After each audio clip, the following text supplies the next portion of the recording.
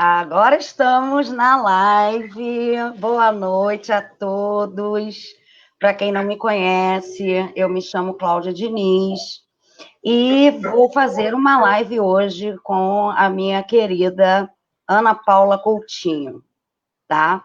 Ela tem muita coisa legal para falar para a gente sobre a questão da neuropsicopedagogia e a ludicidade, né?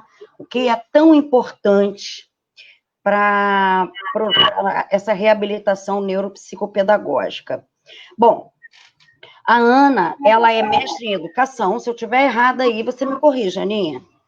Neuropsicopedagoga, psicopedagoga, especialista em educação infantil, educação especial e psicomotricidade. E pós-graduanda em Neurociência Aplicada à Aprendizagem pela UFRJ, que não conseguiu acabar ainda porque a gente está na pandemia, né, Ana? É verdade. Então é isso, querida. Seja bem-vinda. A gente quer te ouvir, né? Essa live depois vai ficar gravada na página do Núcleo de Capacitação. E também gostaria, Ana, antes que eu esqueça, que você colocasse o link da sua página embaixo da nossa live, para que as pessoas possam ter acesso mais ao seu trabalho, tá bom? Com a palavra. Boa noite, é um prazer estar aqui com você. Estou nervosa, fazer a live com a minha professora querida, que eu amo de paixão, minha fonte de inspiração, eu adoro a Cláudia. Conheci a Cláudia lá na FRJ, né, a coordenadora lá do nosso curso. E realmente, TCC entregue, né, já com nota da Marta Helfas, nota 10, bafo, mas tem ainda documentação, né, então ainda pós-graduanda. É um prazer estar aqui com vocês, né, divulguei também lá na página do Espaço, convocando, né, as alunas, as amigas, os alunos, para virem estar conosco. Quem for chegando aí vai dando um oizinho para a gente ver quem está aí. A gente saber quem está por aí. Gabriela, boa noite. Isso, vai dando um oi, a gente vai dando uma acolhida, né? Isso aí. Então, essa minha história com a neuropsicopedagogia, ela começou já assim há algum tempo, né? Eu sou professora já há uns 30 e poucos anos, eu me formei no normal em 88, mas eu já dava aula desde 86. Aquela coisa que você vai fazer o estágio, né, e acaba dando aula, né? As diretoras gostavam muito, a gente muito novinha, muito caprichosa, e a diretora logo convidava, né? Para quem fez normal, antigamente sabe disso, né? Agora são outras leis, né, e tudo mais. Mas a gente assumia as turmas, né? Verdade. Trabalhei muitos anos assim, só com curso normal, só normal. Isso. E aí, em 90, eu passei para o concurso do Brizola, participei do segundo programa especial de educação, fui para um CIEP, horário integral, e lá eu montei a minha primeira brinquedoteca, que eu nem sabia que se chamava brinquedoteca.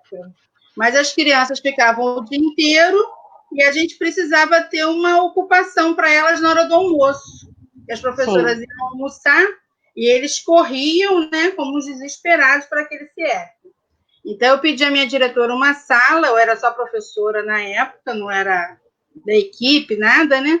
Eu falei, eu vou me dar uma sala que a gente monta um cantinho de brincar e depois do almoço a gente fica com essas crianças lá dentro dessa sala. Ela me deu uma sala daquelas especiais, que tinha uma pia no fundo, era a sala do final do corredor do CIEP, né? Quem é do CIEP conhece como é que é essa estrutura. E a gente fez um chá de brinquedos e ganhamos muitos brinquedos. E montamos... Quanto tempo tem isso, Ana? Isso foi em 91. Pouco bocadinho, né? Bocadinho. Estou apresentando já no estado, né? Com quase 30. E foi de uma maneira muito informal, né? Sim, foi minha primeira coisa assim, com essa coisa do lúdico, né? Eu entendi naquela época, ainda com, sei lá, 18, 19 anos, que ter um espaço com brinquedos era um lugar para acolher as crianças, né? Há alguns anos atrás que eu me toquei que eu tinha feito uma brinquedoteca, né? Não sabia que era, mas foi a minha primeira brinquedoteca, foi lá em 1991, 92, por aí. E com a questão do CIEP, né, a gente estudava muito, né? A gente tinha uma coordenadora, Tatiana Memória, tinha uma secretaria especial de educação, né, do Darcy Ribeiro, e a gente dava aula um turno e estudava o outro. E nisso surgiu a questão da pedagogia. Eu falei, eu preciso saber mais. Tive uma diretora na época que falou assim, você é muito espertinha para casar e ter filho. Eu dizia, meu sonho, né? Estava noiva, meu sonho é casar e ter filho. E ela dizia, não, você é muito espertinha. Professora Dalta. Ela falou, você tem que fazer pedagogia, você tem que fazer faculdade. E aí eu entrei na faculdade em março de 94 e casei em março de 94. Casei com a faculdade ao mesmo tempo. E nisso fui começando a faculdade, eu já saí de dar aula dos pequenininhos, já passei a ser orientadora, né, na época, chamava de PO, professora orientadora, sempre com essa questão do brincar, né? Eu tinha uma amiga da sala ao lado que ela dizia assim, vamos esperar a Ana Paula acabar de cantar para a gente poder começar a aula. Que antes da aula eu cantava bom dia, como vai, o amiguinho, não sei o quê, que dia é hoje. E muito na intuição, né? Muito no fazer, porque sentia que aquilo dava um retorno, né? Nas classes de alfabetização. E aí, quando foi em 97, 98, eu fui para a PAI. Até então, eu não tinha uma ligação com a educação especial, era só com o ensino regular, né? Já tinha acabado a faculdade. E aí fui convidada para ir lá na PAI e eu cheguei e falei para a diretora, olha, eu não entendo nada de educação especial, nunca trabalhei, é melhor você nem assinar minha carteira, porque eu não sei se eu vou ficar, e aí já se vão 22 anos de amor pela educação especial. E aí eu mais fácil fazer a conta, que é quase a idade da Júlia, né? A Júlia de 98 é mais fácil. Então, eu comecei lá na educação especial e ela disse assim para mim, não, mas eu preciso transformar a PAI em escola, é a PAI de São João de Meriti, porque por conta da nova LDB, né, as escolas especiais tinham que estar com a questão da escolaridade, senão não podia estar funcionando, enfim, aquela transição da LDB, o capítulo 5 da educação especial. Eu sei que um ano eu já era coordenadora estadual pedagógica de APAI. Olha que legal. Muito legal. Viajei. Você não queria a carteira assinada porque estava insegura, né, Ana? Fiquei lá. Fiquei lá uns 10 anos. Só saí mesmo porque depois eu passei para um concurso público, né? E precisei fazer a opção. Mas eu conheci o Rio de Janeiro inteiro pela PAI, fui a Brasília várias vezes fazer capacitação, aprendi muito. E aí, nesse trabalho na PAI, eu fui fazer a psicopedagogia, ainda lá em 2001, 2002, para poder atuar melhor com as crianças especiais. E aí, continuar, fiz o meu mestrado em 2005, meu mestrado foi em informática, o meu projeto inicial era informática para educação especial, que a gente tinha ganho um laboratório para o ProInesp, né? A PAI de Meriti tem um laboratório de informática desse projeto, só que onde eu fui fazer o mestrado, ninguém tinha essa linha de educação especial com informática. E aí eu troquei para o curso normal, pela minha matrícula do Estado, aquela lá do CIEP, como eu cabia pedagogia, eu fui dar aula no Instituto de Educação, fui dar aula para as normalistas. E aí apliquei o meu projeto na formação de professores e não na educação especial. Aí fiz o mestrado, comecei a dar aula na faculdade, e aí eu abri a minha terceira brinquedoteca. Abri a segunda na creche, daquele concurso público que eu falei, eu fui trabalhar numa creche, foi a segunda, e aí já sabendo que era uma brinquedoteca, e abri a terceira na universidade. A brinquedoteca da universidade faz 15 anos, esse ano, foi em 2005.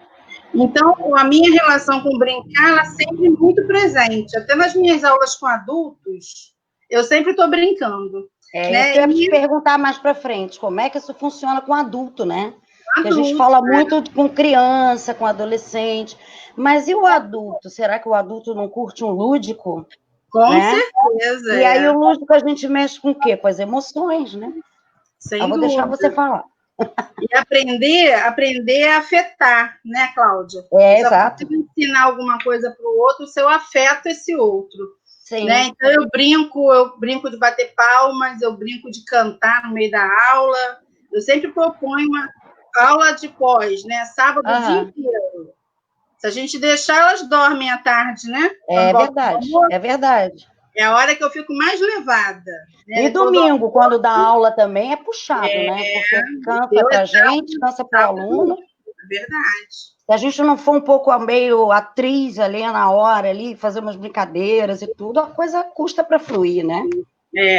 E o aluno está cansado, né? A semana inteira, que já trabalhou, né? Enfim. Sem dúvida. Então, o lúdico, ele funciona com qualquer idade.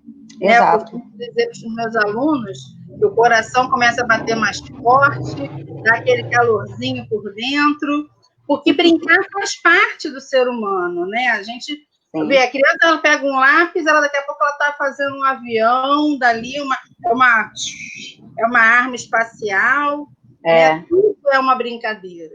E aí, é interessante... Desculpa, Ana. É interessante, pegando o gancho que você está falando, a questão, por exemplo, que você colocou agora da caneta, né? Às vezes a gente fica meio que preocupada, eu vou dar um presente lindo, maravilhoso para o meu filho, para o meu sobrinho e tudo mais.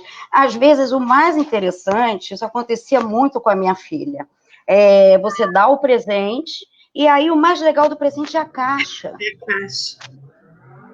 É a caixa. Muito. Porque o brincar é o lúdico, é o criar, é você poder, né, colocar ali para fora as suas emoções, os seus sentimentos. A gente vê muita coisa boa e muita coisa ruim no brincar também, né? Em relação aos sentimentos das crianças quando aparecem, muitas vezes, né? Isso eu acho que é algo importante também dentro da neuropsicopedagogia. Sim, na parte do diagnóstico. A gente vai falar um pouquinho disso também. Isso. E aí a coisa do brincar, aí a gente vai crescendo e a própria escola vai tirando isso da gente. Né? O primeiro ano não tem mais parquinho, não pode mais levar brinquedo. Eu recebo crianças no consultório que elas vêm com luto. O luto pela perda da educação infantil. Eu falo que minha criança Zeca Pagodinho. Deixa a vida me levar. Você vai ter teste? Vai ter prova? Não sei.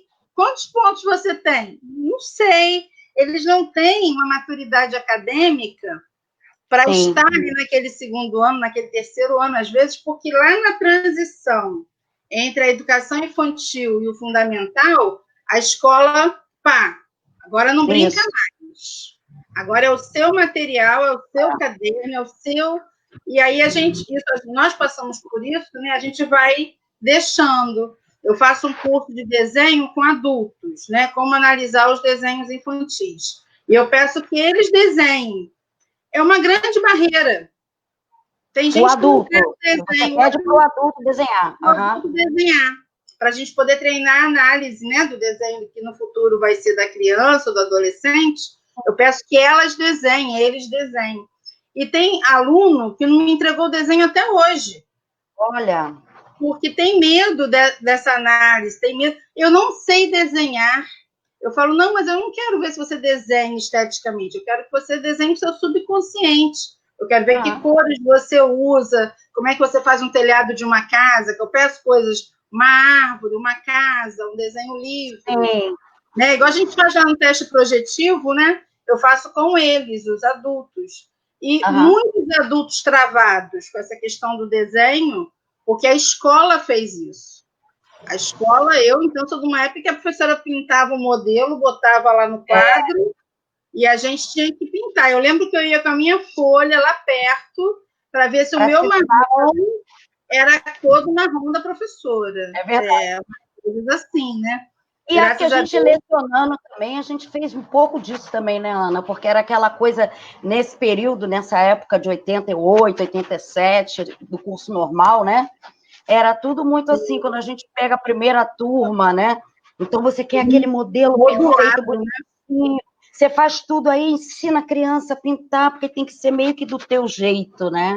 Ainda bem que isso está mudando. Eu digo está mudando porque, infelizmente, eu ainda vejo gente...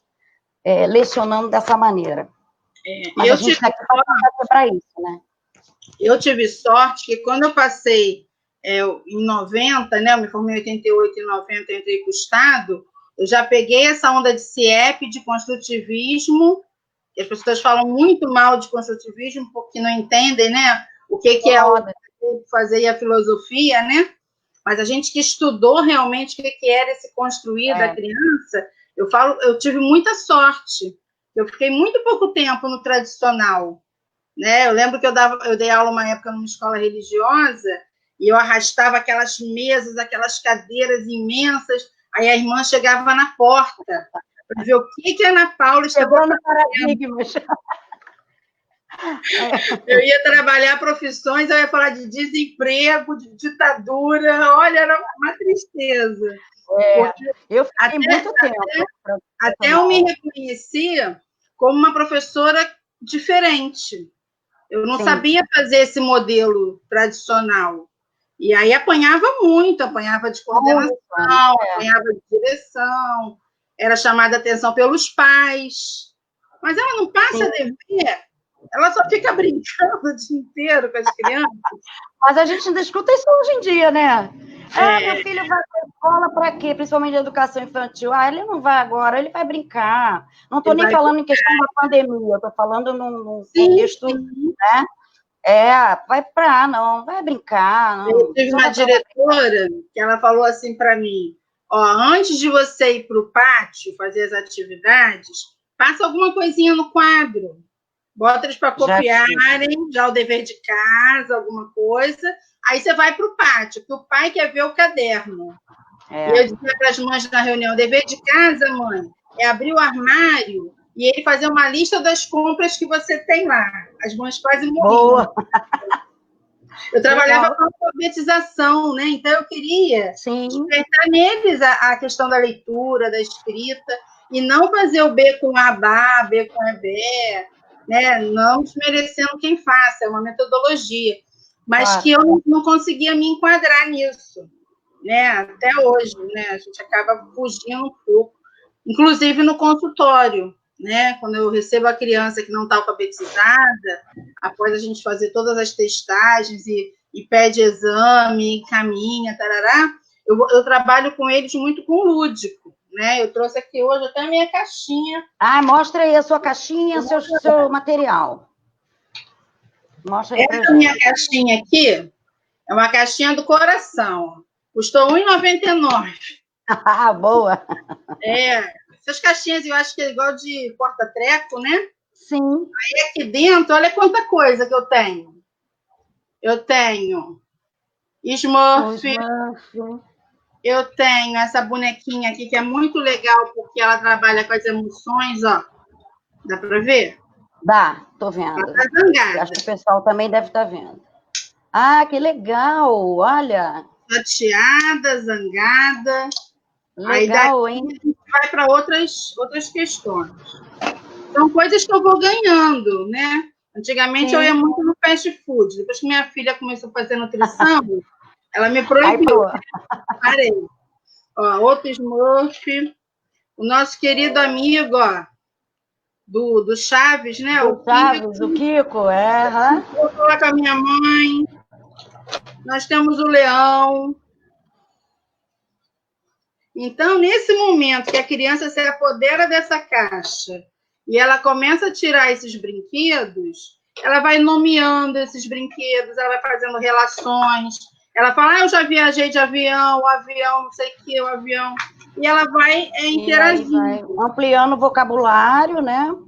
Isso, a gente faz autoditado, a cor do objeto, uma caixa de R$ 1,99 com doações de coisas que a gente vai ganhando, não é nenhum brinquedo elaborado. Agora, a gente tem brinquedo, por exemplo, eu descobri esse ano esse material aqui, ó. Toca do Coelho. Levanta mais um pouco, Ana. Deixa eu ver.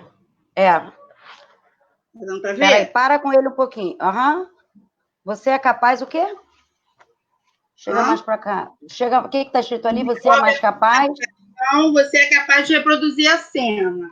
Tá. Vou mostrar para vocês como é que é. Ele funciona na filosofia da Torre de Londres. em que a gente tem bolinhas, né? Só que de outra maneira. Vem um material aqui que é o chãozinho, para colocar o coelho. Nós temos o coelho e as peças do cenário. Ó, uma plataforma onde o coelho fica em pé, a cenoura do coelho, a escada. E aqui nós temos as cenas.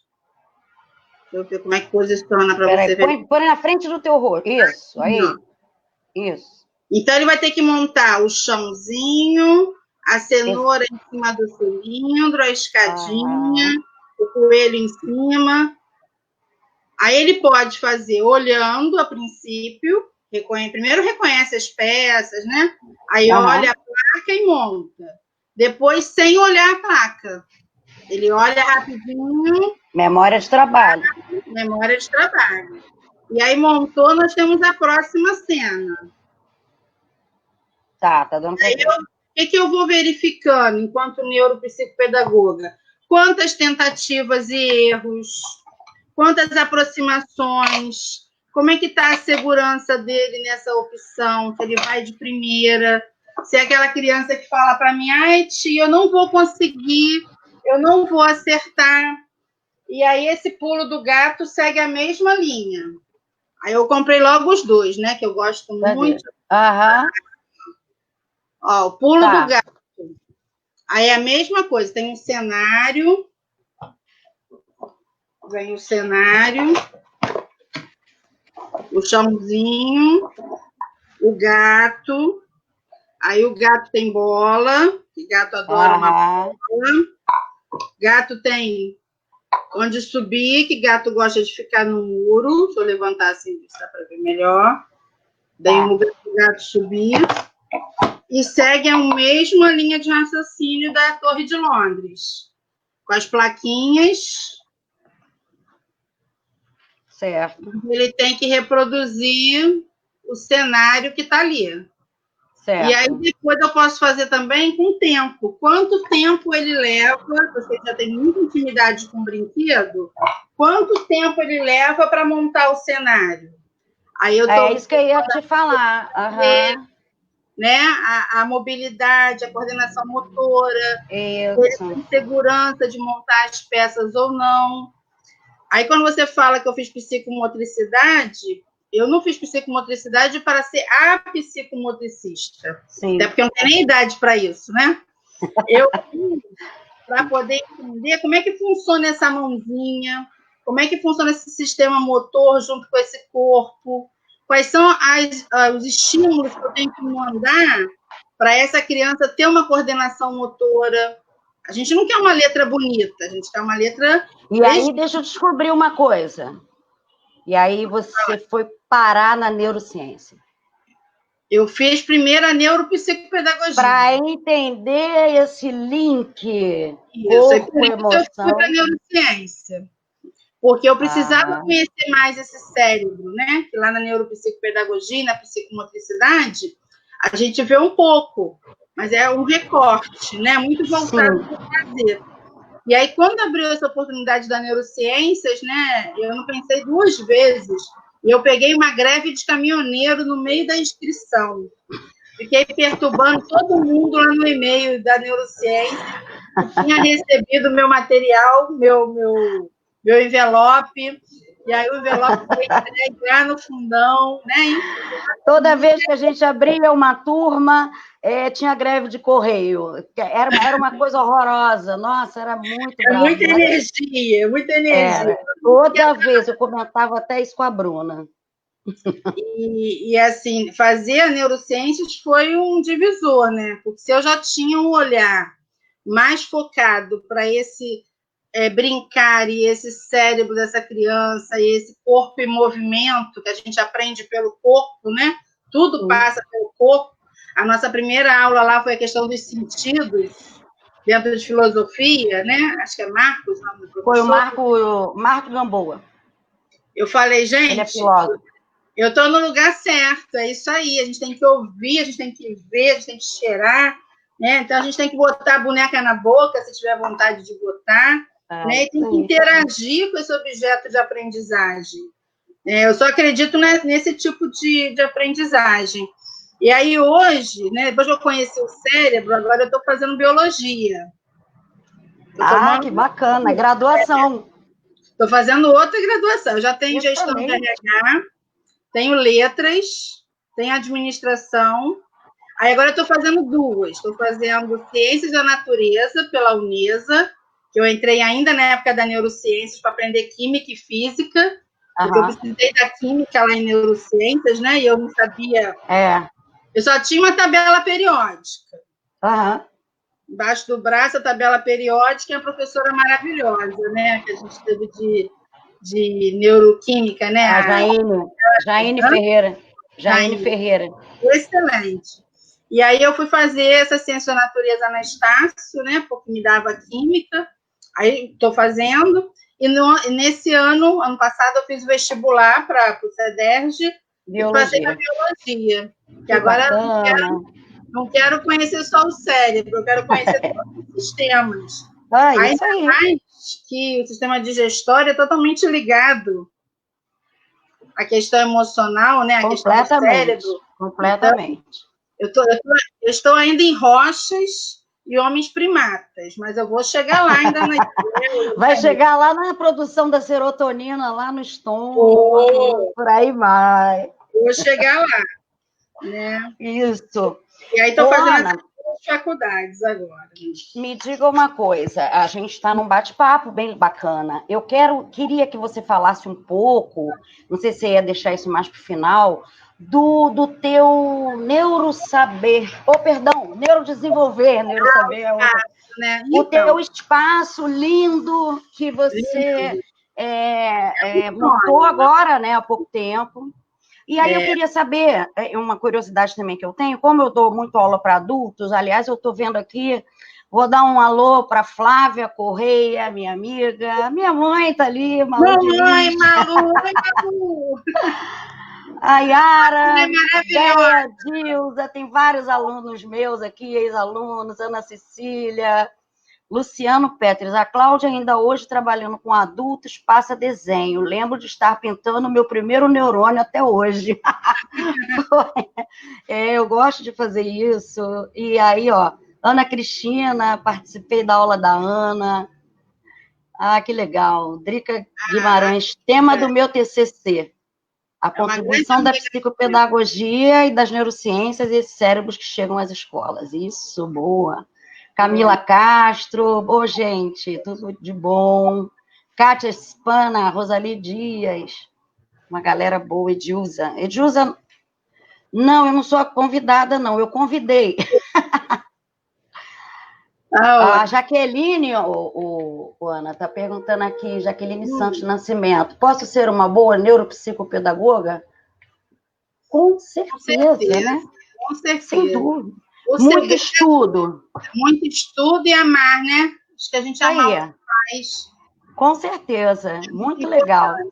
Muita participação aqui. Não quero falar o nome de todo mundo, que eu posso deixar alguém. Pode alguém fora, Mas pelo menos é quem está aparecendo agora aqui para mim. Damiana, lá da Estácio. Damiana, nossa. Ela está no Neurodesenvolver com a gente também. Está trabalhando lá. Legal. Naíse Torres. Pedagoga do espaço. Isso. Olha lá, legal. Minha professora querida Cláudia Diniz, super lúdica na sua prática. Mas hoje o foco é a Ana. A Ana é ludicíssima. Nós somos parceiras. Né? Somos. A gente se apaixonou, né, amiga? Foi paixão à primeira vista. Foi, depois você me fez o convite para trabalhar lá na pós da Estácio. Vou fazer meu neurônio aqui, ó. Vamos ser irmãs de neurônio no braço. Vou fazer. Cadê aqui? Vou fazer. Por enquanto esse aqui eu já fiz velha. Eu quero fazer agora uma sinapse, mas aí eu acho que vai fechar o braço, não sei. Estou pensando. Ô, Aninha, deixa eu te perguntar uma coisa. Fala. Perguntar não. Te sugerir aqui, assim, em rede nacional, a gente chega lá, né? Mas a gente na internet, internacional. Você nunca pensou em escrever um livro, não, Ana, sobre isso? Então, eu tenho conversado com o Leandro da UAC e ele já me cobra, já tem umas 2 bienais que ele me cobra isso. Aí eu nunca tive tempo, né? Aí agora, com a questão da pandemia, eu estou mexendo. Quarentena. Então, eu estou mexendo no meu TCC lá de neuropsicopedagogia, com o meu TCC agora de neurociências, e linkando com a questão do lúdico e a prática desse lúdico para neuropsicopedagogia. Aninha. Sabe por quê? Eu tenho os meus alunos também da Senspeg, em neuropsicopedagogia. E, assim, tem alguns que estão aqui até, inclusive. Eu vejo essa falta exatamente disso, né? Então, é o quê? O cérebro, né? Utilizar o cérebro, o reconhecimento das coisas, não brincar por brincar. Então, para que aquilo serve? Como é que funciona esse cérebro na prática através do lúdico? E o mais interessante, que assim, isso seria uma sugestão, né, minha, colocar um capítulo do lúdico para o adulto. Olha que legal. Sim. Né? Eu acho muito legal. Estou lendo bastante agora sobre adulto, porque eu aproveitei a quarentena e preparei uns materiais, uns cadernos. Vou te cobrar esse livro. Você já ouviu falar dos meus cadernos de estimulação? Cadê? Mostra aí. Tá aí? Não está aqui, mas eu tenho na minha página. Eu preparei. Então. O que eu fiz? Eu tenho muito material, né? Então, sempre pediam um material para trabalhar com memória de trabalho, para trabalhar com memória. Aí eu usei as funções executivas e cataloguei. Aí eu fiz um caderno para dislexia, um caderno para autismo, e agora eu estou no 6º caderno. E esse 6º caderno é para idoso. Então, eu estou com muito material, né? Porque, assim, atender idoso, eu atendi 3 durante essa minha trajetória. Né? Não é muito, assim, o meu foco. Eu tenho muita criança na fase de alfabetização. Eu acho que ainda tenho meus... Eu falo para o meu marido, né? Eu comecei no CIEP alfabetizando e vou concluir minha jornada alfabetizando. Sim. Mas esses 3 adultos que me procuraram foi com propósito também de alfabetização. Eles queriam aprender a ler, né?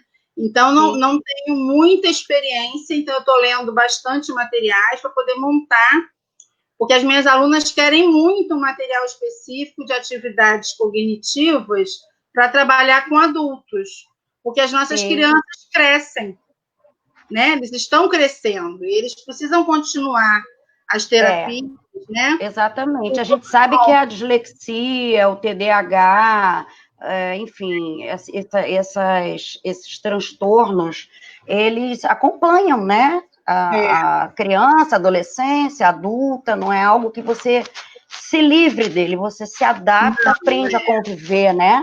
Então, isso é muito importante. Né, para superar isso aí. Mas ela vai. Com os adolescentes, eu uso muito essas caixinhas. Essa aqui é uma caixinha de dinâmicas de grupo. Dinâmicas, que eu não estava conseguindo nem de óculos, meu Deus do céu.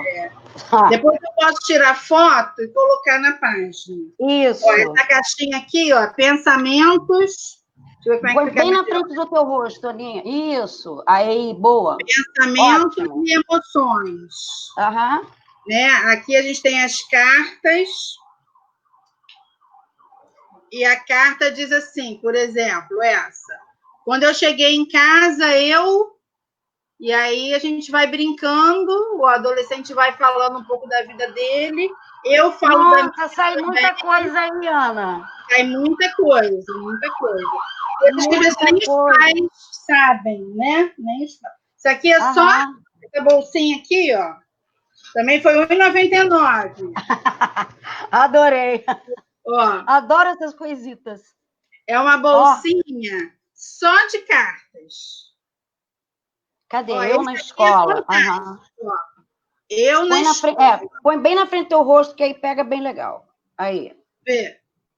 Sobe. Sobe. Não, põe na frente. Isso, do seu rosto. Isso. Aí. Eu na escola. Aí. Perguntas para entender o adolescente estudando. Olha que legal, hein? Fazem perguntas como: você tem facilidades para fazer amigos? E aí, como é que eu brinco com isso?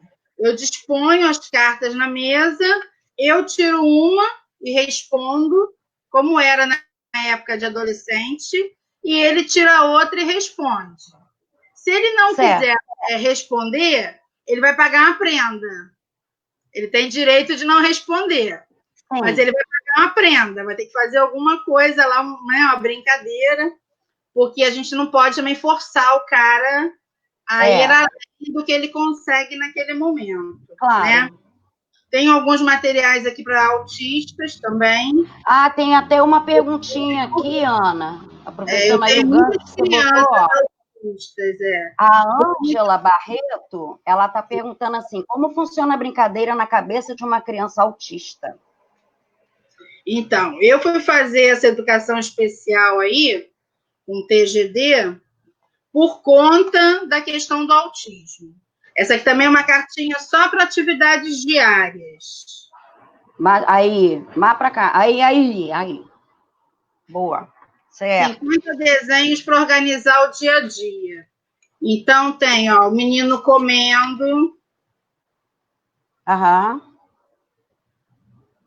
Certo. O menino separando a roupa dele. E a gente Nossa, dá para fazer muita coisa com essas imagens. A gente olha, vê uma imagem. Uma coisa que eles têm medo. É o que, Ana? Cortar a unha. Ah! É um cortador de unha. Uhum.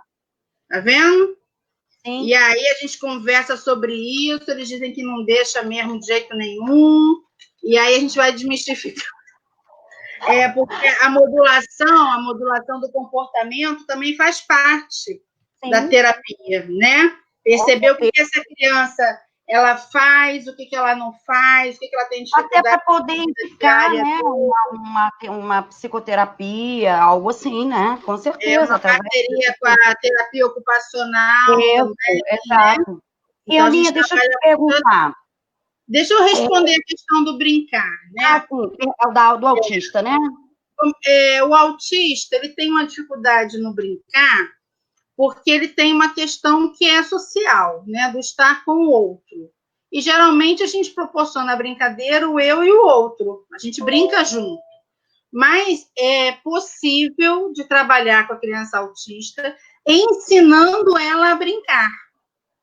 E aí é uma das questões que a gente vai falar aqui, da questão do diagnóstico, né? Que a gente recebe a criança no consultório, em que a gente oferece os brinquedos e faz a EOCA com ele, e a gente percebe as posições que essa criança toma. E uma das posições que ela pode tomar é ficar arredia, né? Ficar com estereotipia, ter nervoso de pegar, por exemplo, um bichinho que é de pelúcia. E aí ele tem nervoso disso. Então, são elementos que vão contribuindo para o nosso diagnóstico.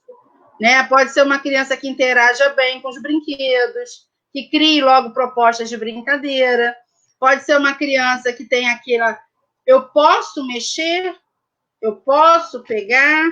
Depende do grau do autismo, né, Ana? Sim, sim. E aí a gente vai observando essas interações. Quando a gente recebe um autista, né, que não brinca, minha primeira meta com ele é ensinar a brincar. Então, como é que você faz isso, Ana? Eu vou sentar com ele no tapete, vou espalhar os brinquedos, vou botar fantoche para falar com ele, eu vou ver o que afeta. Sim. Se é carrinho, é carrinho. Eu tenho um que ama dinossauro. Então, quando eu estive no Paraguai, lá no Uruguai, passeando, eu trouxe de um amba de dinossauro.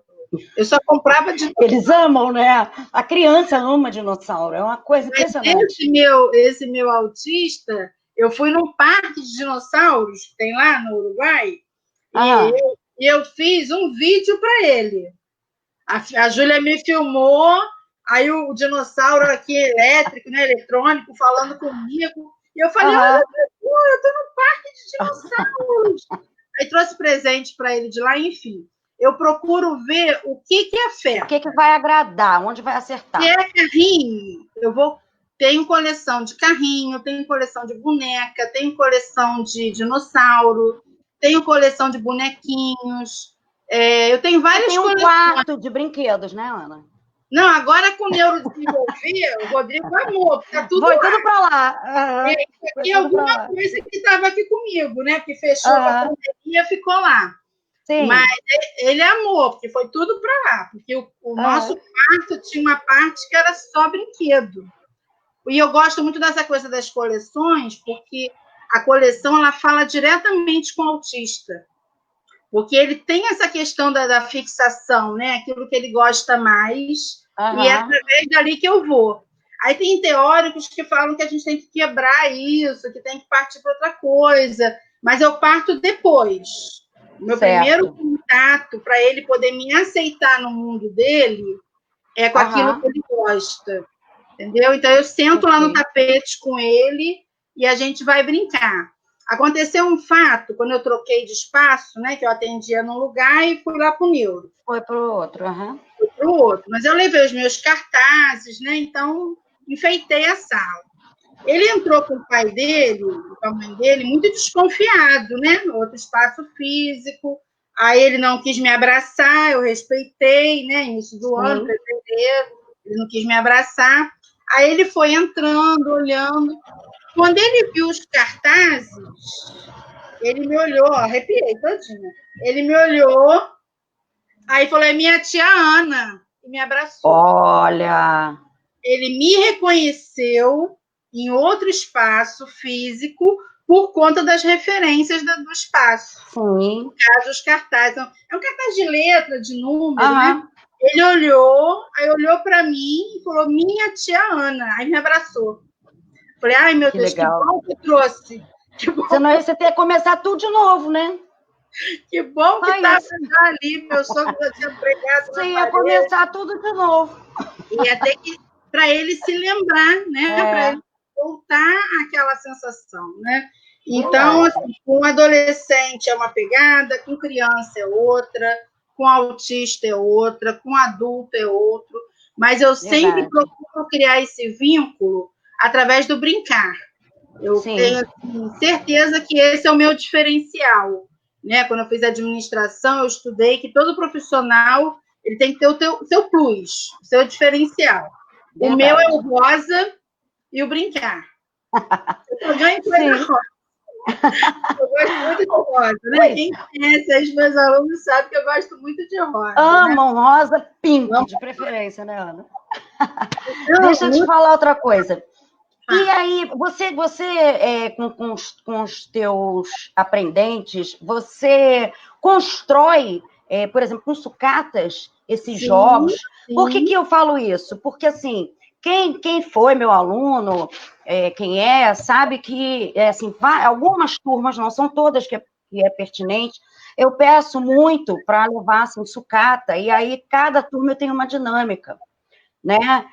E saem construções maravilhosas. Inclusive, quando tem os filhos dos alunos, né, que são adultos, né, que é tudo aluno de graduação e pós. Eles curtem, né? Nossa, dá um banho mais ainda nos adultos, sabe? Então, assim, por isso que eu estou perguntando isso, porque às vezes a questão é assim, você e os colegas que estão aí presentes podem até confirmar isso. A gente escuta muito assim, às vezes. Aí eu já penso que seja questão de boa vontade.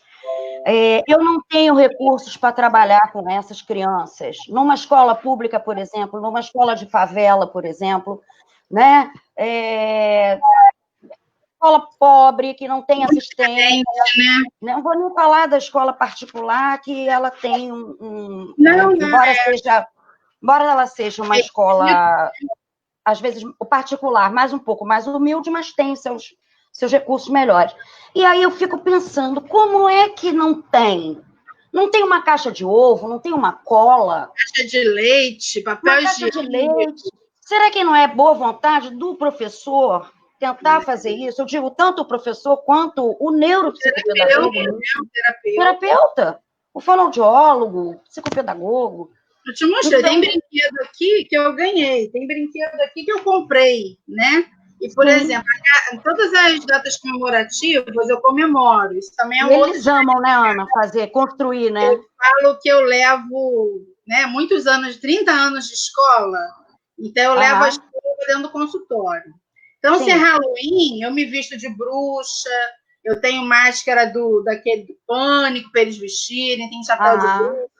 A gente, naquele dia, a gente vai comer pipoca e vai vivenciar o Halloween e vai jogar o jogo que tem os monstros e vai construir. E aí, ano passado, por exemplo, eu pedi um rolo de papel higiênico e aí a gente fez múmia.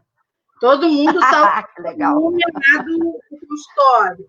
Quando foi do dia do livro, nós fizemos os fantoches dos personagens do sítio. Caixa de leite integral, né, desnatado, vazio, lavado. Eu comprei vários tipos de papéis, que podia ser revista, podia ser papel colorido, e a gente levei lã para fazer cabelo, e cada um podia escolher o seu personagem, que é uma coisa que também eu prezo muito, é a escolha. Eu chego com esse e esse brinquedo. E eu falo, o que nós vamos fazer hoje? Eu deixo ele escolher. É a voz do teu aluno, né? Do teu aprendente, né? Os dois brinquedos têm o mesmo objetivo. Para mim, usar um, usar o outro vai atingir o meu objetivo do meu planejamento. Sim, mas claro. Eu deixo ele com essa autonomia de que ele escolheu. Você quer fazer isso agora ou depois? E tem criança que já faz assim, escolhe você. Eu falo, não, você que vai escolher, porque às vezes em casa não escolhe nem a roupa. É a mãe que separa a roupa, é a mãe que faz tudo, né? Então, trabalhar a autonomia também é bacana. Podia escolher o personagem, se era Emília, se era Visconde, o que era, e cada um podia ter o seu. E olha, eu tive um menino. E eles amam, né? Ele fez a Cuca. E ele estava com tanto medo da Cuca, que os personagens são de palitoches, que ele não queria chegar nem perto da Cuca. Mas na hora de escolher, ele escolheu a Cuca. E ele criou um cabelo para a Cuca que ficou uma coisa linda. Ele foi o único que fez aquilo. Ele fez com papel crepom. Não usou a lã. Né? Não usou. Ele fez cordinhas de crepom, foi colando na caixinha de leite, e a Cuca era só cabelo. E aí ele lidou com medo, né? O medo que ele estava, ele lidou com medo. Isso entrou no relatório dele, sabe? Foi um momento de enfrentamento. E aí a gente precisa ter esse olhar. E o brincar me proporciona isso. Através de um jogo, através do brincar. Né? Eu percebo a questão da funcionalidade motora dele, como eu já falei, se ele faz movimento de pinça. Né? Eu não gosto de coisas repetitivas. Fazer a mesma coisa 2 vezes, eu não gosto. E aí eu me coloco muito no lugar desse aprendente também, que vem ali uma vez por semana para mim, e eu vou estar com a mesma coisa, com folhinha, com canetinha, com lápis de cor. Não, eu sempre planejo coisas... É sempre uma coisa diferente, né? Sempre uma coisa diferente. Para ele, quando for embora, ele fala assim, acabou o tempo dele, ele fala assim, não quero ir, não. Isso é a melhor parte. É a melhor parte, porque o cara está gostando, né? Ele está gostando. Isso é a melhor parte. Acabou. É aquele do Jô, né? Do Jô, isso aí. É o meu tesão. Você está dando aula e acabou a hora da aula e os alunos falam, professora, né? Isso é maravilhoso. Isso é maravilhoso. É bom para a gente e é bom para eles. Então, com as crianças, quantos ficam? Deixa eu ficar mais um pouquinho. Aí eu vou lá e falo com a mãe. Posso deixar ali mais um pouquinho? Pode. Aí o outro chega. Aí fica ali junto. Aí eu já vou ver a interação. Como é que joga, como é que perde, como é que é a tolerância. Como é que isso aí é legal. Né? Como é que perde? Lidar com frustrações. Frustração, a tolerância. Né? Que a gente vê isso hoje em dia, é tão difícil a criança receber um não, né? A dificuldade que os tutores têm em dar um não ao seu filho, ao seu sobrinho, ao seu neto. E o não é tanto amor, né? O não é tanto amor, é o limite, é até onde eu posso ir. Né? É verdade. Até onde eu posso ir. E aí eu uso tudo isso na avaliação, né, no diagnóstico, sempre com muito brinquedo. Faço lá o Piaget, faço lá a Torre de Londres, faço os testes projetivos, mas sempre tiro o momento do atendimento para o lúdico, para criar esse vínculo, para ele confiar em mim. Um adolescente me mandar um zap 1h da manhã, que está com crise de ansiedade. E eu fico ali conversando com ele, falo, vamos lá, inspira comigo, respira e solta. Já falou com a sua mãe? Não, não quero acordar ela. Né? Então, a gente cria um vínculo com esse aprendente que a gente se torna parte da vida dele. Né? Verdade. E outros menores que me mandam agora na pandemia, que a gente não está atendendo, né? Tia Ana Paula, eu te amo! Aquela coisa do zap da mãe, pegou... É muito legal. E mandou um eu te amo, né? Eles morrem de rir, que eu fico toda boba, né? Porque você pensa, né? A criança está lá, está pensando em você, né? Está lembrando de você. É muito legal. E aí, depois que a gente fecha, né, o diagnóstico, faz os encaminhamentos, que eu monto o plano de intervenção, aí eu vou ver tudo aquilo que eu levantei lá no diagnóstico e vou começar a trabalhar.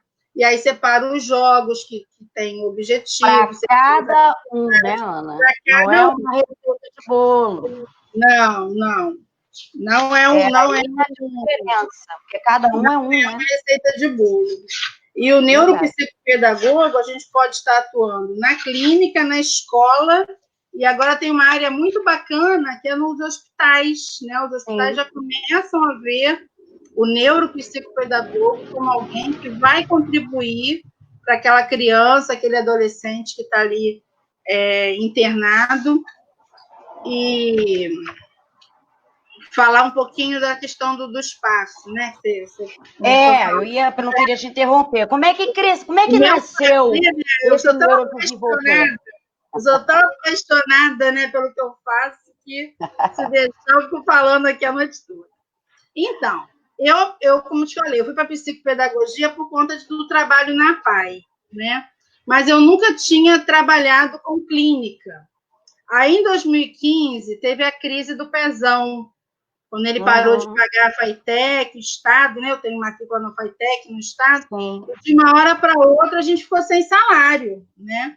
Aí eu falei, Júlia, eu acho que eu vou procurar uma escola para ser coordenadora, para dar aula, para poder suprir esse dinheiro do Pezão. Ela falou, mãe, por que ao invés de você procurar uma outra escola, você não abre um espaço seu e começa a atender as crianças cobrando, que você já faz isso de graça, que sempre que alguém precisava eu fazia, né, uma amiga, ou na própria PAI, quando precisava de uma ajuda, enfim. Aí eu falei, Júlia, eu estou sem salário, eu vou alugar um espaço? Aí, Júlia, muito empreendedora, que as nossas filhas são maravilhosas, né? Ela falou, mãe, vai dar tudo certo. Ela conseguiu um lugar lá na manicure, ela tratou com a moça que tinha um espaço de beleza, e que por conta da crise estava dividindo, né, o espaço, sublocando, e a gente foi. Aí, em julho, eu passei atendendo de graça, julho inteiro, toda quinta-feira, eram 10 crianças por dia, de graça, fazendo aquele atendimento inicial, orientação, tarará. Quando foi em agosto, que era para pagar, ficaram 3 crianças. Aí eu tinha uma criança 8 da manhã, 10 da manhã e outra 4 da tarde. E eu passava o dia lá. Aí aproveitava para estar lenta, estudando, tarará. Aí a coisa foi indo. Quando foi em novembro, uma mãe me mandou uma mensagem. Eu fiz uma página, né? Fiz uma promoção assim, virtual. Aí a mãe me mandou uma mensagem que ela queria uma vaga para avaliação. Aí eu tinha um caderninho, não tinha nem agenda, né? Porque era uma cadernetinha. E eu fui passando as tintas e eu só tinha vaga em dezembro. Então, de repente, a coisa explodiu. Né? Eu comecei com 3 crianças em agosto e em dezembro eu tinha já umas 18, 20 crianças, porque eu só atendia às quintas-feiras. E aí aquilo que era para complementar uma renda despertou um grande amor. Né? Então, mesmo depois que passou a crise, eu consegui me organizar e continuar 2 dias na psicopedagogia. E aí fui fazendo esses estudos para complementar. E quando foi no ano passado, mais uma vez a Júlia falou, mãe, é o momento de você ter agora um lugar seu, parar de sublocar de outras pessoas e ter um lugar seu, como você imagina, enfeitado do jeito que você quer, investir do jeito que você quer. Porque eu levo as crianças para a cozinha, eu faço pipoca, eu faço oficina de chocolate, eu derreto chocolate no micro-ondas com eles. Então, eu sou muito bagunceira, sabe? Assim, eu não sou psico de mesa, de ficar na mesa. Perfeito. Né? A gente extrapola esse espaço. Perfeito. Essa é a diferença. Eu tenho a mãe de um aprendente meu, uma amiga minha, a Priscila, que também estava acabando, na época, a psicopedagogia. Ela falou, vamos, Ana, vamos abrir. E aí juntou eu, a Júlia e a Priscila e encaramos esse momento de abrir esse espaço. Que é o neurodesenvolver. De neurodesenvolver. Neuro porque eu amo neuro, né? Apaixonada por neuro. E a gente ficou neuro isso, neuro. Aí a gente falou, a gente gosta de gente, desenvolver gente. Desenvolver, neurodesenvolver. Ficou ótimo, muito bom. Aí surgiu o nome, dali surgiu a logo, a gente falou, tem que ser uma coisa que ilumine, que seja um cérebro, né? Ela é parecida com a minha, a tua logo. É uma lâmpada, né? Com cérebro. Porque a gente tem alguns braços, né? Dentro do neurodesenvolver, a gente tem a parte da terapia. Eu vou te perguntar como é que funciona o trabalho lá, qual é a tua faixa etária de atendimento, onde fica? A gente tem essa parte terapêutica, na parte terapêutica a gente tem 4 psicopedagogas, né? Eu como neuropsico, a gente tem 2 psicólogas, uma terapeuta ocupacional e uma fono. E a gente conseguiu montar a equipe assim, a Patrícia e a Zeli, elas trabalharam na PAI comigo. A Zeli ainda trabalha na PAI. Então, é gente que eu conheço há 20 anos. Sim. Né? Assim, a gente foi chamando os amigos, né? Uma das psicólogas também foi minha amiga há muito tempo. A outra psicóloga estudou com a gente lá na FRJ, a Carol. A Carol está com a gente também, quer dizer, quase neurocientista. Vou lembrar. É tanto aluno.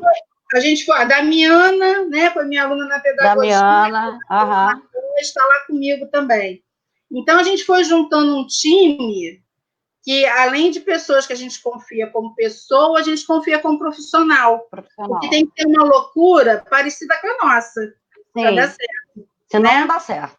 Não dá certo. Então, tem essa questão da terapia, que atende desde crianças, né? A terapeuta. Damiana está falando lá, eu?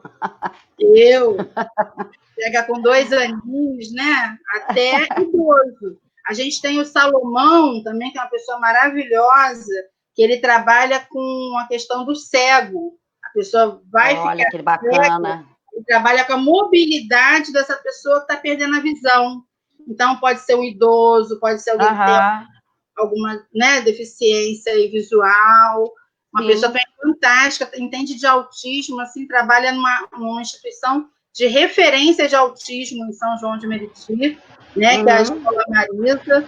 Então, a gente conseguiu montar um time bem bacana nessa parte da terapia. Como a gente tem a questão a Júlia é professora, né, ela fez curso normal, e ela queria abrir o espaço do reforço escolar. Então, é o segundo braço do neurodesenvolver, por isso que é espaço terapêutico e educacional. A Júlia cuida dessa parte do reforço. A gente montou uma sala de aula, né, com poucas mesas, acho que são 6 ou 7 espaços, poucos alunos, e a gente fez um planejamento neuropedagógico, que é o nosso diferencial, que seria isso, né? A gente vai trabalhar o dever de casa e o material da escola, mas a gente vai estimular nessa criança a vontade de aprender. Todo dia tem jogos, tem desafios, tem leituras enigmáticas para trabalhar esse cérebro, né? Então, a gente vai trabalhar o reforço escolar do dever de casa da escola e vai destinar todo dia um tempo para a questão das funções executivas, trabalhar essa questão. E aí eu estou treinando a Júlia e as outras meninas que trabalham no reforço para esse olhar, né? Eu fiquei como coordenadora pedagógica do reforço. Sim, O outro braço é a formação continuada, porque aí nessa sala de reforço, nos finais de semana, a gente pode dar cursos, fazer cursos, pessoas de fora podem sublocar o espaço. Sublocar. Dar cursos também, né? E São João precisa ter um espaço, assim, de formação continuada. Uhum. A gente tem um outro braço que é de inclusão. A gente ajuda escolas e empresas com a questão da inclusão. Se a escola tem uma dificuldade de fazer um projeto pedagógico, a gente ajuda, a gente monta esse projeto com a escola, tem um valor lá de hora-aula, mas é tudo muito justo, a gente não fica ricas, né? Não é o intuito. A Patrícia, que é terapeuta ocupacional, ela faz o trabalho de inclusão no mercado de trabalho do sujeito. Alguém perguntou aí, ó, a função do terapeuta ocupacional, Andréia Santos. Então, aí vem a resposta. Vamos falar, então. O terapeuta ocupacional, ó, como o nome já diz, ocupacional. Quando criança, ele trabalha muito com as funções diárias, as AVDs, que a gente chama, né, atividade física diária, trabalha com a parte motora, trabalha com o andar, com o equilíbrio, com a coordenação motora grossa, fina. E aí, esse sujeito vai crescendo, o trabalho começa a se voltar para o futuro. Colocação no mercado de trabalho. Qual é o potencial dele? O que ele tem habilidade para fazer? E aí o terapeuta ocupacional trabalha com isso. Nós tivemos um aluno na APAE que ele foi para o Banco do Brasil restaurar livro, porque ele era muito minucioso naquela questão da restauração, da colagem. E aí eu lembro a Patrícia trabalhando com ele como é que restaurava livros, porque ele foi fazer um teste. Ele foi aprovado por não sei quantas pessoas. Então, o McDonald's queria colocar, por exemplo, um menino com síndrome de Down lá para trabalhar, né? O McDonald's foi um dos primeiros espaços, né, que abriu para isso. Eu lembro da Patrícia ensinando ele a fritar batata. A cortar, fritar batata, o tempo que a batata estava frita. E olha, ele está lá até hoje, no Shopping Grande Rio, lá no McDonald's, o nosso aluno da PAI, coisa de 15 anos atrás, ele está lá até hoje nesse McDonald's. Olha que bacana. E quando a gente vai lá é uma felicidade, né? Porque faz aquela festa. Se não for a vez dele, ele quer ir para lá para a gente ver que ele que está gritando. Sim, com certeza. Então, e o terapeuta ocupacional trabalha muito com essa vertente aí dessa colocação no mercado de trabalho, né? Então, se uma empresa chegou lá, os seus 100 funcionários tem que contratar uma pessoa com deficiência. Ela pode nos acionar, a Patrícia vai lá, vai ver qual é o teor dessa empresa, o que eles precisam, qual é o detalhe da vaga, e aí a gente procura a pessoa com deficiência que se enquadre nessa vaga. Né? Então, eu acho que foram todas: terapia, reforço escolar, a questão da inclusão, a formação, são 5. E a capacitação, né? Profissional, já falou? Capacitação profissional, isso aí. Também. E a gente vai fazer, assim, oficinas para as crianças, a gente quer fazer um café psicopedagógico para os pais, né? Os pais são muito carentes de ter um momento para discutir sexualidade desses filhos, que às vezes eles não sabem como lidar, discutir esse desenvolvimento, poder os pais de crianças autistas se encontrarem com outros pais e trocarem experiências. Né? A gente tem muito projeto, só que aí a gente abriu dia 2 de março e fechou. E aí parou. Mas é o tempo para fervilhar e botar tudo em prática. A gente tem mantido a página sempre com políticas, sempre com eventos. Eu estou sempre me comunicando com meus pais, saber como é que estão as nossas crianças. Né? A gente não está deixando perder esse vínculo, não. Claro que não. Outra coisa, o pessoal está perguntando se vai ficar gravada. Ela vai ficar gravada, eu tinha falado no começo, na página do meu núcleo lá de capacitação, essa que a gente está transmitindo. Tá? E a Ana vai colocar o link da página dela embaixo da live, certo? E aí ali ela vai colocar, vocês podem ir lá curtir a página, lá tem todas as informações, né, Ana? Eu vou fazer o seguinte, eu vou fotografar esses brinquedos que eu mostrei, essas cartas, vou fotografar e botar o contato de onde eu comprei. Alguma coisa da UAC, né? E aí você vai colocar embaixo ali nos comentários da live, né? Isso. O Igor hoje está dando também, né? 30% de desconto na UAC. O Igor, na live, quem assistiu aí a live, pode entrar no site da editora WAK. Igor, tá no... Qual é Igor o desconto? É Igor WAC 30, né? Isso. 30. E É o no código. site da editora, colocar esse código e aí consegue comprar os livros com 30% de desconto. Tá? Inclusive o meu, que tá com descontão lá, bom pra caramba. Muito bom, muito bom. Eu já tenho autografado. Eu separei uma frase aqui, Cláudia, para a gente dar uma... Pode falar. Que é muita coisa assim para lembrar, né? Eu acho que a gente deu conta de falar de tudo e depois qualquer dúvida, eles podem entrar, né, em contato e tal. Isso. Aí você deixa aí o contato, como é que vai fazer. Já temos, olha, tão gostoso que passou, nem senti, 1h05 de live. Uma hora. Vamos fazer uma segunda parte, porque é muita coisa para falar. É muita né? coisa. A gente combina aí, que eu acho que essa coisa, a live veio para ficar, né? Mesmo depois da pandemia. Essa frase é do Winnicott. Ele escreveu em 75, a gente era menina ainda. Ele já dizia: a brincadeira é universal, é a própria saúde. O brincar facilita o crescimento e, portanto, a saúde. O brincar conduz aos relacionamentos. O jogo tem papel fundamental. Jogando, a criança entra em contato com outras crianças, aprende a respeitar os diferentes pontos de vista, né? Coisas que têm faltado hoje em dia. Raciocinar de forma lógica, lidar com regras, questões de associação, socialização, solucionar problemas e estabelecer, né, construir hipóteses, ter uma personalidade ativa, desenvolver variadas formas de linguagem. Essas são algumas das possibilidades lúdicas.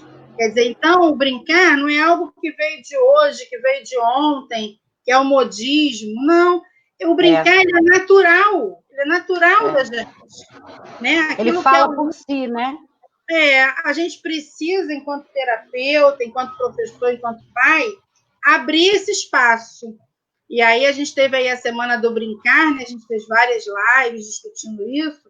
Aproveitar esse momento da pandemia, em que a família está próxima ali das crianças, e trabalhar isso. Desligar os eletrônicos, desligar a televisão, falar da sua infância. Outro dia eu falei para a Júlia, eu era campeã de pular elástico, eu pulava elástico. Ai, como eu amava isso, nossa. E como a gente brigava, né? Eu me lembro que eu chegava em casa, a gente podia brincar na rua, eu me lembro que eu chegava em casa, outro dia eu comentei isso com os alunos, eu lembro de uma pomada, não sei se ainda existe, Iodex. Lembra dessa pomada, Ana? Era uma pomada preta. E eu chegava com dor nas pernas, mas parecia um Vick, Vaporub. E eu morria de dor, mas era dor muscular, mas era de tanto eu correr. Mas a gente não podia reclamar, né? Não, eu sempre fui uma santa, né? Então, assim... A dona Malu aí. Malu tá por aí. Aí, pode botar aí. E aí era muito engraçado, porque eu chegava em casa, aí ela dizia, o que você tem, garota? Aí eu dizia, não, tô cansada, não sei o quê. Aí ela dizia, tu tá com dor nas pernas, né? Isso aí não é dor de crescimento, não, é dor de você aprontar. E ela me deitava na cama e passava iodex nas minhas pernas. Menina, aquilo queimava, mas parecia um Vick, mas era justamente tipo um gelol. Sim, para tirar a dor. E aí, para tirar a dor, e dia seguinte estava eu pulando todas novamente, né? Então, quer dizer, alguém a nossa coordenação... Hã? Alguém lembrou ali do bambolê. O bambolê, Ana Cristina. Pois é. Com muita dor aqui, que eu rodava bambolê na mão, no pescoço. Nossa, no pescoço, assim, e tal. Agora, eu nunca fui boa de bambolê na cintura, um horror, não sei até hoje. Eu fazia... Uma bicicleta, patins, era uma beleza. A gente teve uma infância, né, Cláudia? Muita, muito bom. E você vê que a gente que teve uma infância sadia, uma infância boa, né? Uns tropeços, claro, às vezes da educação, que antigamente era educação tradicional, dificuldade financeira dos nossos pais, né? Uma televisão, quem nunca passou?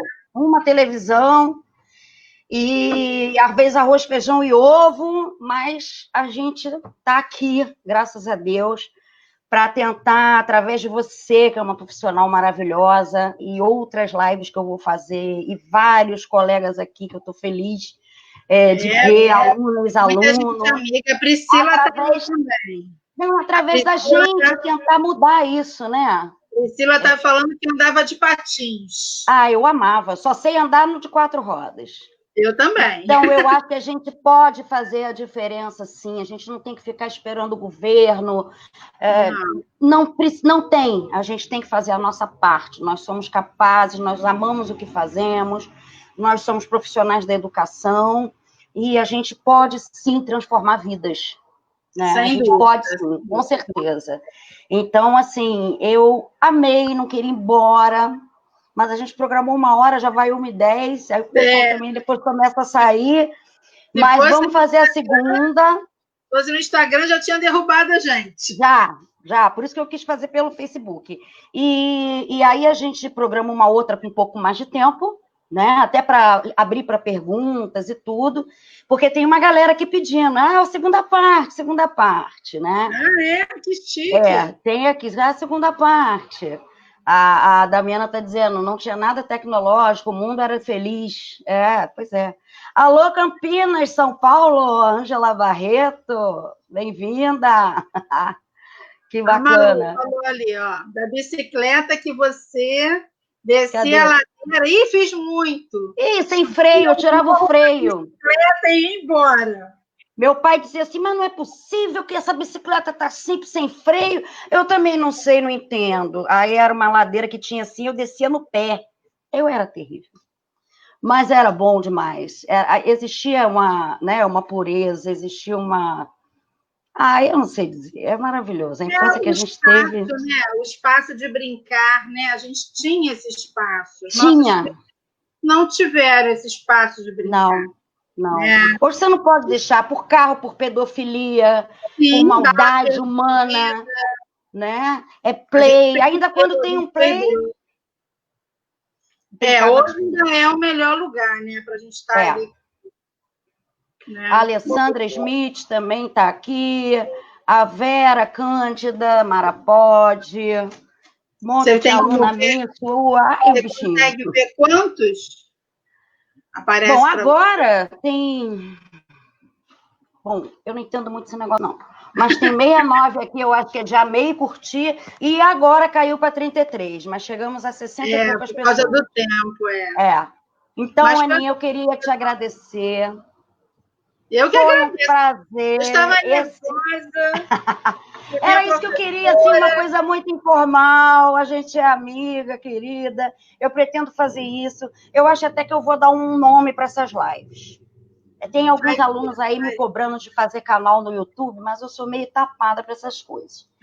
Mas eu acho que eu vou dar um nome aí para essas lives e vou dar espaço para os meus amigos mostrarem seus trabalhos tão maravilhosos, como, por exemplo, o seu.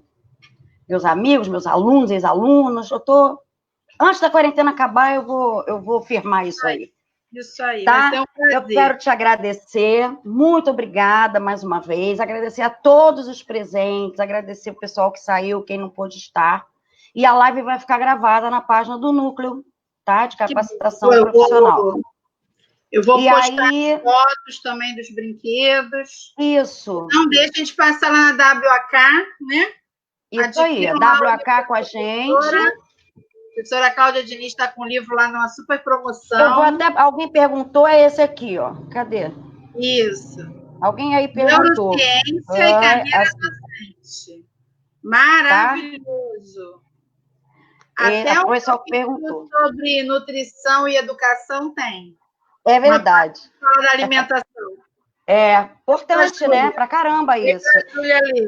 E aproveitando aqui a galera que ainda tá, vou fazer também uma live na quinta-feira com a Glaucier, que também é maravilhosa, uma pessoa que eu quero muito expor o trabalho dela, porque ela também é uma profissional de excelência e faz um trabalho muito bacana lá no Grupo Escolhas, né?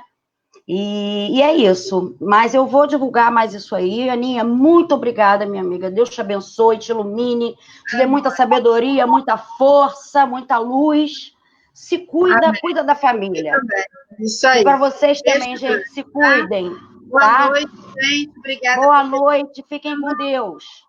Beijo grande. Um beijo. Você que fecha aí, amiga. Fecha. Beijo.